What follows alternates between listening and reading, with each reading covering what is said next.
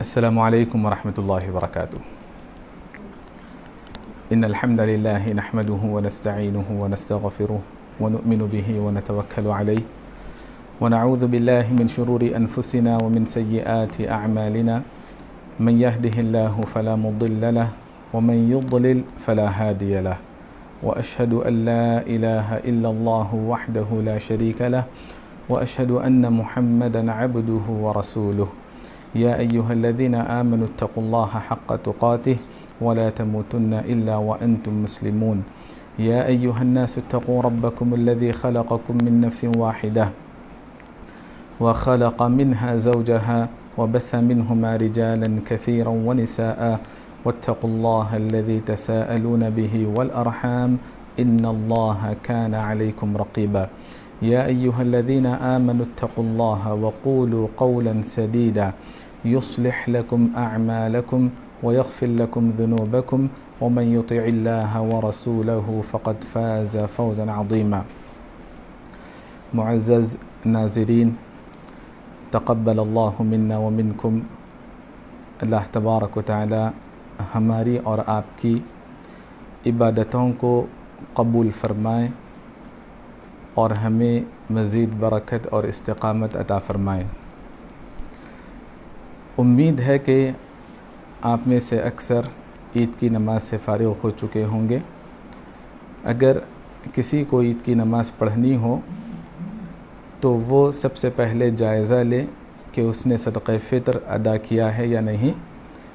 اگر صدقہ فطر مستحقین تک نہیں پہنچا ہے تو فوراً مستحق تک پہنچانے کی ترتیب کرے، اور عید کی نماز سے پہلے سوکھی کھجوریں طاق عدد میں کھانے کا اہتمام کریں۔ یہ عید کے دن کی سنتوں میں سے داخل ہیں۔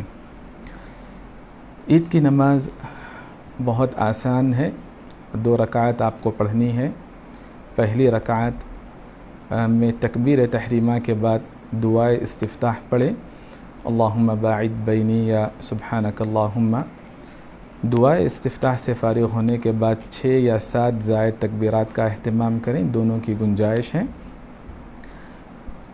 جب آپ زائد تکبیرات کا اہتمام کریں گے تو 2 باتوں کا خیال رکھیں۔ زائد تکبیرات کے موقع پر رفع الیدین خاص طور پر، یعنی عیدین کی نماز کے حوالے سے نبی صلی اللہ علیہ وسلم اور کسی صحابی سے ثابت نہیں، لیکن اگر کوئی کرنا چاہتا ہے تو انشاءاللہ اس کی گنجائش ہے۔ زائد تکبیرات تیزی کے ساتھ نہ کہیں، ہر تکبیر کے درمیان وقفہ دیں، اور اس وقفے کے درمیان الحمدللہ، اللہ اکبر، لا الہ الا اللہ، اللہ کی حمد و ثنا کے کلمات اور نبی صلی اللہ علیہ وسلم پر درود کا اہتمام کریں۔ جب سورۃ الفاتحہ پڑھی جائے گی تو اس کے بعد سورہ قاف یا سورۃ الاعلیٰ کی تلاوت کریں پہلی رکعت میں۔ دوسری رکعت میں جب آپ کھڑے ہو جائیں تو اس کے بعد 5 زائد تکبیرات کا اہتمام کریں، اور ہر زائد تکبیر کے درمیان اللہ کی حمد و ثنا، نبی صلی اللہ علیہ وسلم پر درود کا اہتمام کریں۔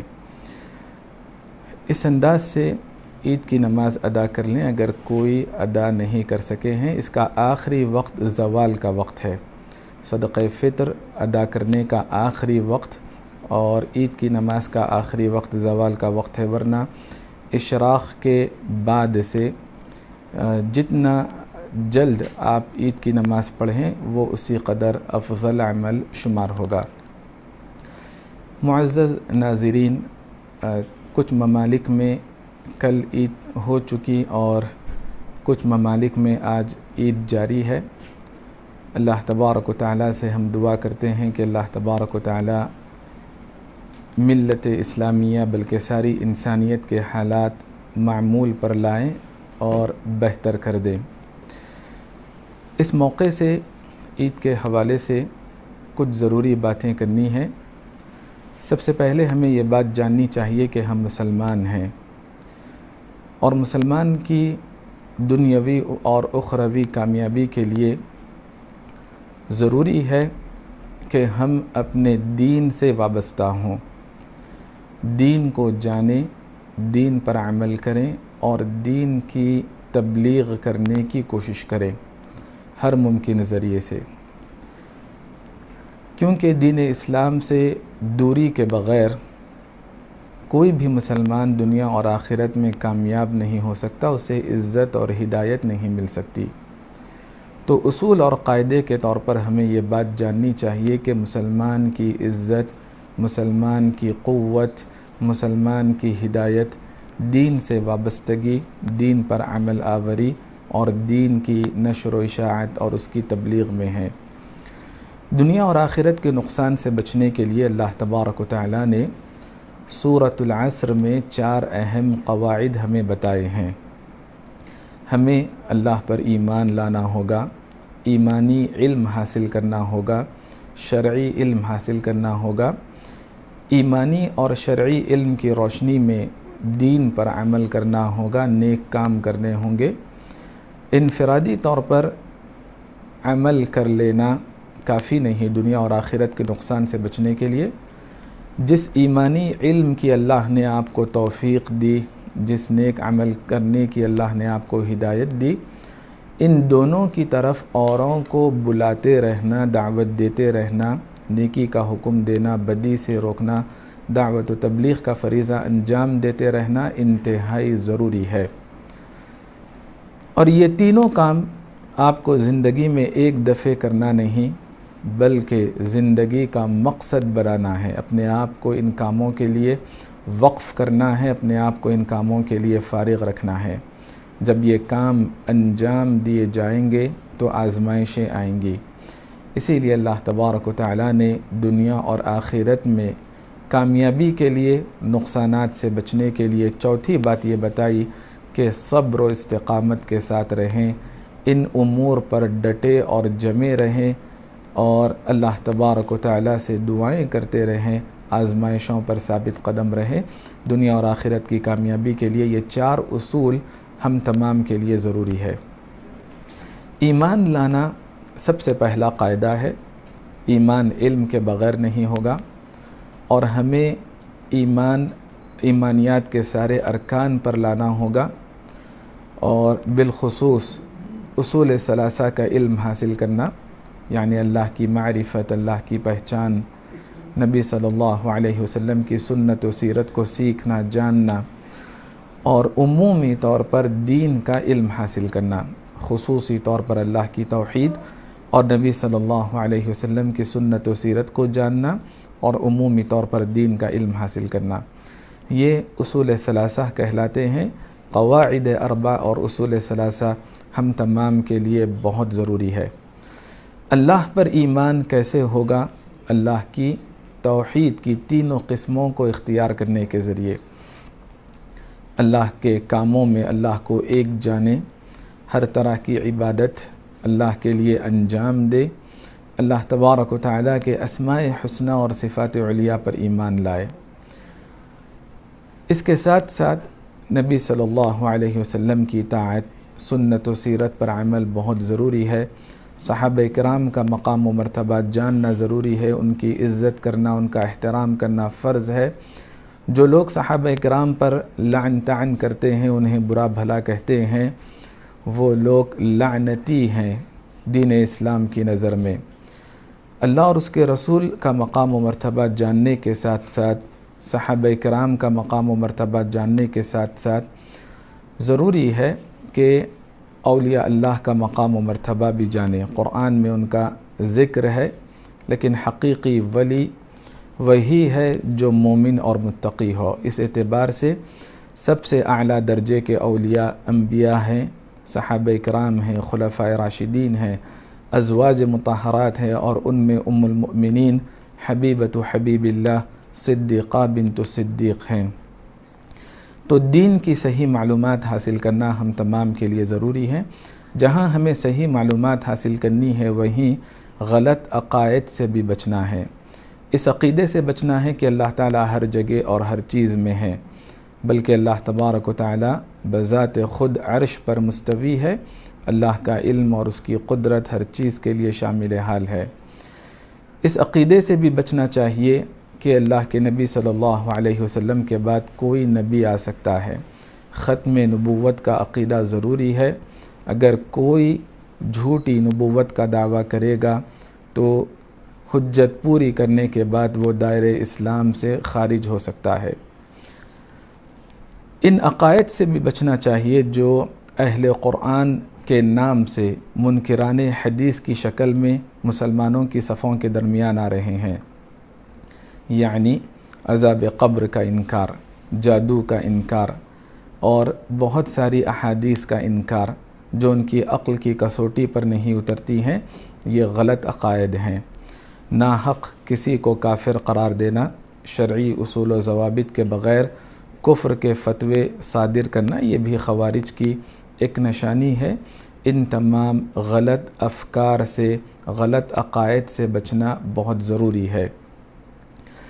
جہاں ہمیں حقوق اللہ جاننا ہے اور نبی صلی اللہ علیہ وسلم کا مقام و مرتبہ، صحابہ کرام کی عظمت کو، اولیاء اللہ کے مقام و مرتبے کو جاننا ہے، وہیں پر حقوق العباد کی جانب بھی ہمیں توجہ دینی چاہیے. حقوق اللہ بھی ہمیں ادا کرنے ہیں اور حقوق العباد کی جانب بھی ہمیں توجہ دینی ہے. حقوق العباد میں سب سے پہلے ماں باپ کا مقام و مرتبہ ہے.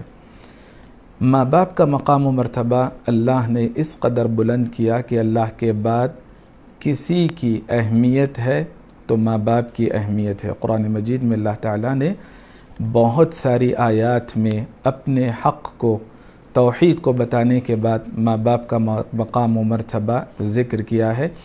ان کے ساتھ حسن سلوک کرنے کی ہدایت دی ہے.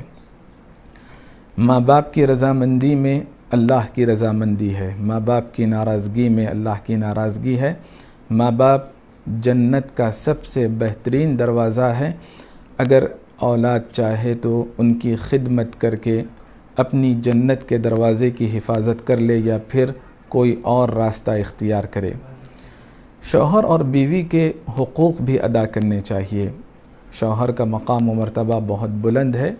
بیوی کے حق میں اگر اللہ کے علاوہ کسی اور کے لیے سجدہ کرنے کی اجازت دی جاتی تو بیوی کے لیے اجازت ہوتی کہ وہ اپنے شوہر کے لیے سجدہ کرے، لیکن یہ عبادت ہے اسی لیے اجازت نہیں دی گئی. شوہر بیوی کے لیے جنت بھی ہے، جہنم بھی ہے. بیوی کو اختیار ہے کہ وہ اس کی خدمت کر کے اور حقوق ادا کر کے اپنی جنت کی حفاظت کر لے یا کوئی اور راستہ اختیار کرے. اسی طرح شوہروں پر فرض ہے کہ وہ بیویوں کے ساتھ حسن سلوک کریں. نبی صلی اللہ علیہ وسلم نے حجۃ الوداع کے موقع پر خاص طور پر نصیحت کی میدان عرفہ میں کہ اپنی بیویوں کے ساتھ حسن سلوک کیا کرو. قاعدے کے طور پر، اصول اور ضابطے کے طور پر یہ بات بتا دی کہ قاعدے اور اصول و ضوابط کے طور پر یہ بات بتا دی کہ تم میں سب سے بہترین آدمی وہی ہے جو اپنی بیویوں کے ساتھ سب سے بہتر انداز سے رہتا ہو، حسن سلوک کرتا ہو. اگر کوئی آدمی دنیا جہاں کے ساتھ اچھا رہتا ہو لیکن بیوی کے ساتھ حسن سلوک نہیں کرتا تو وہ اللہ کی نظر میں بہتر آدمی شمار نہیں پائے گا. جس طرح ماں باپ کی خدمت کرنی چاہیے اولاد کو، اسی طرح ماں باپ پر فرض ہے کہ اپنی اولاد پر توجہ دے. موجودہ دور میں مادہ پرست دنیا میں والد کمانے کی جانب توجہ دیتا ہے اور مائیں اپنے اوقات کا کچھ اور مشغلہ بنائی ہوئی ہیں. حالانکہ ماں باپ پر فرض ہے کہ وہ اپنے بچوں کی دینی تربیت کریں، انہیں جہنم کی آگ سے بچانے کی کوشش کریں. اور ان کی دینی تربیت میں یہ بات داخل ہے کہ جب 7 سال کے ہو جائیں تو نماز اور دیگر عبادات کا انہیں عادی بنائیں. جب 10 سال کے ہو جائیں عادت نہ ہو تو ایسی صورت میں کچھ ان پر سختی برتنی چاہیے. شوہر اور بیوی، ماں باپ اور اولاد کے حقوق کے ساتھ ساتھ دیگر قرابت داروں کا، رشتہ داروں کا بھی خیال رکھنا چاہیے. صلہ رحمی کرنی چاہیے. جس کا اللہ اور آخرت کے دن پر ایمان ہے وہ اپنے رشتوں کو جوڑے. نبی صلی اللہ علیہ وسلم نے صلہ رحمی کو، رشتوں کو جوڑنے کو اللہ پر ایمان کی علامت بتائی ہے، ایمان کا تقاضا بتایا ہے. جو کوئی آدمی بدلے میں رشتوں کو جوڑنا چاہتا ہے، یعنی کوئی رشتہ دار اگر اچھا رہے تو اس کے ساتھ وہ اچھا رہے گا، کوئی ملاقات کرے تو وہ ملاقات کرے گا، بدلے میں صلہ رحمی نہیں ہوتی، بدلہ ہی ہوتا ہے۔ حقیقی طور پر صلہ رحمی کرنے والا وہ رشتہ دار ہے جو ایسے رشتوں کو جوڑنے کی کوشش کرے، جو رشتے کٹتے رہتے ہیں یا جو رشتہ دار رشتوں کو کاٹنے کی کوشش کرتے ہیں۔ لیس الواصل بالمکافی، بدلے میں، مکافات میں، بدلے میں رشتوں کو جوڑا نہیں جاتا، یہ صلہ رحمی نہیں ہے۔ عید کا موقع بہترین موقع ہے اپنے روٹھے رب کو منانے کا بھی، توبہ و استغفار کر کے، دعائیں کر کے، شکر گزاری کر کے، مختلف خیر کے کام کر کے، اور اسی طرح اپنے روٹھے رشتہ داروں کو، قرابت داروں کو منانے کا بھی۔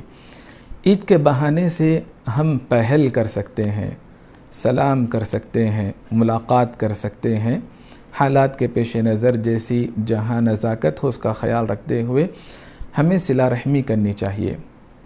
اگر کوئی آدمی اس موقع پر بھی، ویسے تو حدیث عام ہے، کبھی بھی کوئی رشتوں کو توڑے شرعی مصلحت کے بغیر، عذر کے بغیر، نقصانات کے بغیر، کوئی آدمی رشتوں کو توڑ رہا ہے تو وہ آدمی جنت میں داخل نہیں ہوگا۔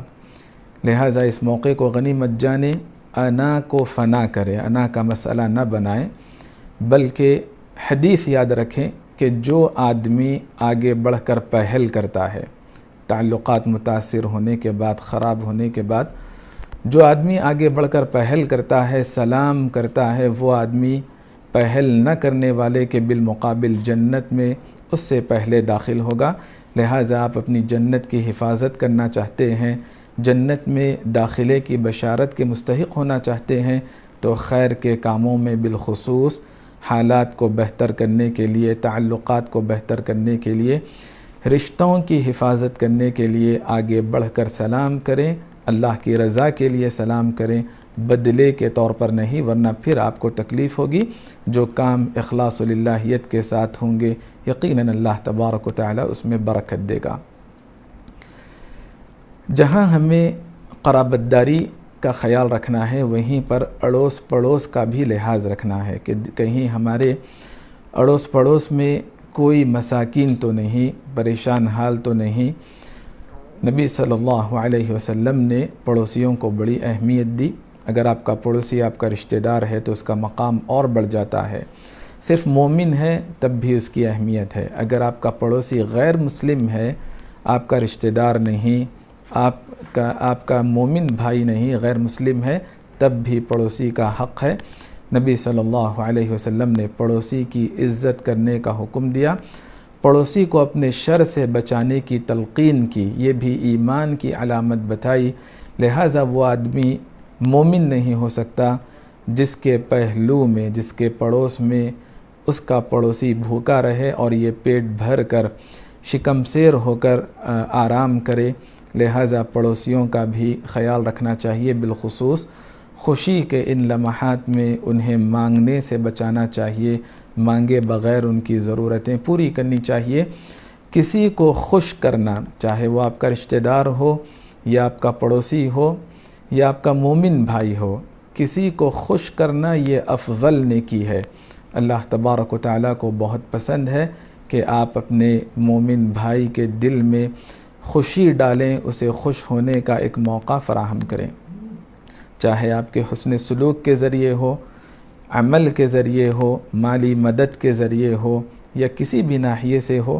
کوشش کریں کہ آپ کسی مومن کو ناراض نہ کریں اور آپ سے متعلقین کو، ملنے جلنے والوں کو ہر لحاظ سے شرعی حدود و ضوابط کا خیال رکھتے ہوئے انہیں خوش کرنے کی کوشش کریں، کیونکہ اللہ کو ناراض کرتے ہوئے مخلوق کی اطاعت نہیں کی جائے گی۔ خاندان، قبیلے اور اڑوس پڑوس کے جو مساکین ہیں، بیوائیں ہیں، ان کا خیال رکھنا چاہیے، ان کی فکر کرنی چاہیے۔ نبی صلی اللہ علیہ وسلم نے فرمایا کہ جو افراد بیواؤں اور مساکین کے لیے کوشش کرتا ہے، بھاگ دوڑ کرتا ہے، کسی کو توجہ دلاتا ہے، محنت کرتا ہے، کسی بھی ناحیے سے فکر مند رہتا ہے، اس کے لیے بہت عظیم اجر و ثواب ہے۔ اللہ کی راہ میں جہاد کرنے والے کے برابر اجر ملے گا، بلا ناغہ روزہ رکھنے والے کے برابر اجر ملے گا، بغیر تھکے تہجد پڑھنے والے کے برابر اجر ملے گا۔ اتنی عظیم نیکیاں ایک کام پر بتائی گئی ہیں، وہ یہ ہے کہ آپ اپنے معاشرے، اپنے خاندان، قبیلے کے مساکین کا خیال رکھیں، بیواؤں کا خیال رکھیں۔ معزز ناظرین، جہاں ہمیں اللہ کے حقوق ادا کرنے ہیں، بندوں کے حقوق ادا کرنے ہیں، فرائض اور واجبات ادا کرنے ہیں، وہیں حرام کردہ کاموں سے بچنا ہے، سود سے بچنا ہے، رشوت سے بچنا ہے، زنا سے بچنا ہے، جھوٹ سے بچنا ہے، ظلم اور زیادتی سے بچنا ہے، مکاری اور عیاری سے بچنا ہے، ہر طرح کے ظلم سے بچنا ہے، بلکہ مومن داعیانہ کردار ادا کریں، اپنی زبان سے بھی، اپنے کردار سے بھی ہر جگہ خیر کا سبب بننے کی کوشش کریں۔ سلف صالحین نے یہ بات بتائی کہ آپ کی عبادتیں اور نیک اعمال قبول ہونے کی ایک علامت یہ بھی ہے کہ آپ کو نیکی کی توفیق ملتی رہے، آپ کو استقامت ملتی رہے۔ جیسے ایک حدیث میں ہے کہ سچائی آپ کو نیکی کی راہ دکھاتی ہے اور نیکی جنت کی راہ دکھاتی ہے، یعنی جیسے چراغ سے چراغ جلتا ہے، نیکی کے بعد نیکی کی توفیق ملنا سابقہ اعمال قبول ہونے کی ایک علامت بتائی گئی ہے۔ بالخصوص ہم جن حالات سے گزر رہے ہیں، یعنی لاک ڈاؤن کے تناظر میں، ہمیں یہ بات جاننی چاہیے کہ مومن کے لیے یہ ایک آزمائش ہے، اور آزمائش میں صبر سے کام لینا چاہیے۔ اللہ تبارک و تعالی صبر کرنے والوں کو اجر دیتا ہے، ان کی نیکی ضائع نہیں کرتا ہے۔ صبر کرنے کی وجہ سے اللہ تبارک و تعالی حالات بہتر کرتا ہے، اور ان آزمائشوں میں نیکیوں کی جانب توجہ دینی چاہیے، خیر کے کام، اپنی تربیت، اصلاح، نیکی کا حکم دینا وغیرہ خیر کے کام کرنے چاہیے، کیونکہ نعمان ابن بشیر رضی اللہ عنہ نے یہ بات بتائی کہ آزمائش کی گھڑی میں ان تعمل بالسیئات، اگر آپ گناہ کے کام کرنے لگیں، اپنے فارغ اوقات کو گناہوں کے کاموں میں مشغول رکھیں، تو ایسی صورت میں الہلکہ کل الہلکہ، یعنی ہر طرح کی تباہی اور بربادی ہے۔ اسی لیے سلف صالحین، مسروق رحمۃ اللہ علیہ خاص طور پر طاعون کے دنوں میں اپنے آپ کو عبادات کا عادی بناتے، عبادات کے لیے فارغ رکھا کرتے، لہٰذا ان لمحات کو خیر کے کاموں میں گزاریں، گناہ کے کاموں سے اپنے آپ کو بچائے رکھیں، اور بالخصوص دعاؤں کا اہتمام کریں، صدقات و خیرات کریں، اور حالات کو بہتر کرنے کی کوشش کریں، تعلقات کو بہتر کرنے کی کوشش کریں۔ دعاؤں سے حالات بھی بدلتے ہیں، مقدرات بھی تبدیل ہوتے ہیں، دعا مومن کا ہتھیار ہے، دعا سے براہ راست اللہ تبارک و تعالیٰ سے تعلق مضبوط ہوتا ہے۔ مایوسی کفر ہے، اللہ سے امید وابستہ رکھنی چاہیے، خیر کی امید کرنی چاہیے، اور جو افراد ہم سے زیادہ پریشان ہیں ان پر نظر رہنی چاہیے، تاکہ ہم اللہ تبارک و تعالیٰ کے شکر گزار بندے بنیں، ان نعمتوں کی قدر کریں جو نعمتیں اللہ نے ہمیں آج بھی دے رکھی ہیں۔ نہ قدری اور نہ شکری سے موجودہ نعمتیں چھن جاتی ہیں، شکر گزاری سے، نعمتوں کی قدردانی سے، نعمتوں کا صحیح مصرف بنانے سے اللہ تبارک و تعالی مزید برکت عطا فرماتا ہے۔ لہٰذا اپنی سوچ تبدیل کریں اور اپنی زبان پر اللہ کا ذکر اور اس کا شکر رکھنے کی کوشش کریں، اپنی زندگیوں میں نبی صلی اللہ علیہ وسلم کی سنت کو لانے کی کوشش کریں، اور یہ بہترین موقع ہے حالات کو تبدیل کرنے کا، تعلقات کو بہتر کرنے کا، شرعی اصول و ضوابط کا خیال رکھتے ہوئے ان امور کی جانب توجہ دیں۔ اللہ تبارک و تعالیٰ سے دعا کریں کہ اللہ تبارک و تعالیٰ ہماری عبادتوں کو قبول فرمائے اور ہماری مغفرت فرمائے، ہمارے گزشتہ افراد کی بھی مغفرت فرمائے، عبادتوں پر استقامت دے، عبادتوں کی توفیق دے اور عبادتوں کو قبول فرمائے۔ بالخصوص اپنے ان بھائیوں کے لیے دعا کریں جو لاک ڈاؤن میں دوسروں کے لیے فکر مند رہا کرتے تھے، اپنی صحت کی انہوں نے پرواہ نہیں کی بلکہ خدمت خلق کے لیے وہ فارغ رہیں۔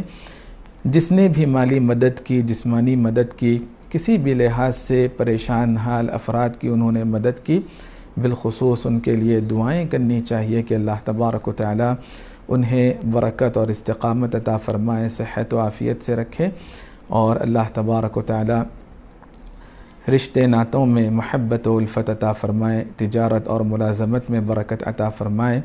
عید کا موقع چونکہ خطبہ اگر ہوتا تو دعاؤں کا خاص طور پر اہتمام کرنا یہ بھی خطبے کا ایک پہلو تھا، ہم اس سے محروم ہیں۔ اجتماعی دعا تو نہیں کی جائے گی، لیکن اس کے بدل کے طور پر انفرادی طور پر کثرت سے دعاؤں کا اہتمام کریں، کیونکہ یہ گھڑی دعا کی قبولیت کی گھڑی ہے۔ واللہ تعالی اعلم، وصلی اللہ علی النبی وسلم، والسلام علیکم ورحمۃ اللہ وبرکاتہ۔ سبحانک اللہم وبحمدک، اشہد ان لا الہ الا انت، استغفرک واتوب الیک۔